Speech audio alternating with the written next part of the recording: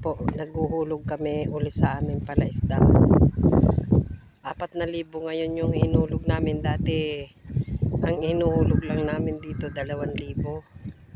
Ay ngayon, dahil naipagawa na ng mister ko, napaluwag na niya. Ayan, hinulugan no namin ng 4,000. Ayan po yung mga plastic na pinaglagyan ng fingerlings.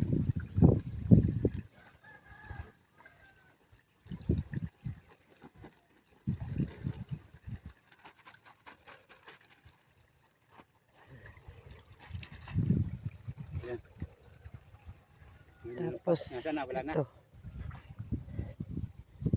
Oh, ayan na sila, naglalango yan na. Ayan, nakakatuwa na. Oh, andito na sila oh. Andito na sila, naglalango yan na.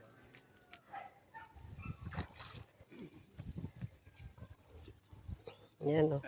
Ang lalaki na pala. Ayan, ayan. Ayan oh. Kaya kakulambuan natin yan. Ayaw lalambatan.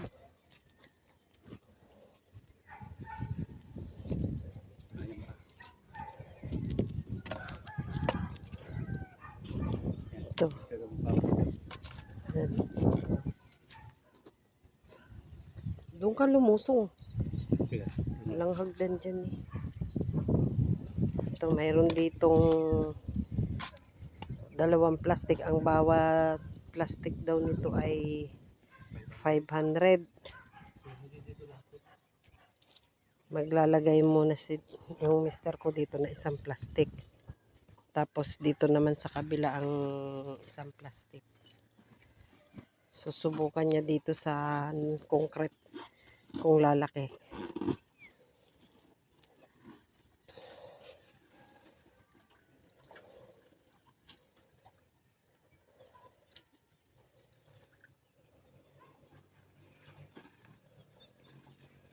Di ba mainit ang tubig? Ayun.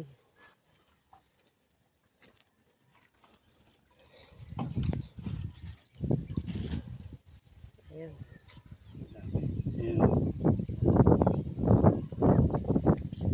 Mayayapakan mo naman.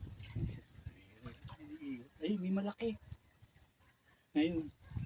Ayun yung ano, aapaw yun, lalabas yun doon. Saan? Ayun oh. Lalagyan ko niya.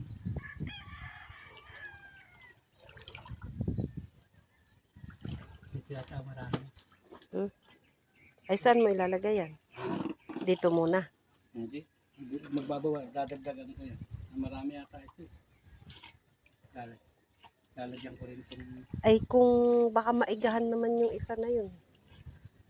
Babawasan ko ito. Dadagdagan ko ito. Bago na lang. Ay, di ilagay mo muna dyan kung hindi pa ayos yun. Ha? Ito? Oo, ilagay mo muna dyan. Lagyan ko ng ilang Di bago na lang ano. Di, subukan mo rin lagyan kung... Kaya lang, ano ng ibon yun.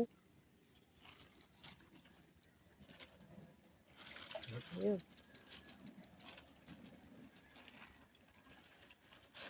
Marami pa rin yun. Ha? Marami pa rin.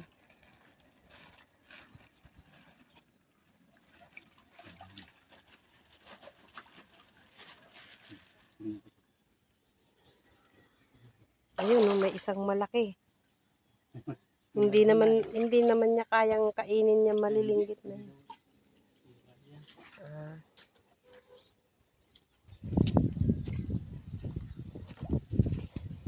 Ayun, itong maliit na palaisdaan. Ilagyan din niya. Siguro may 200 naman ang ilalagay niya dito. Baka hindi lang. Ayan.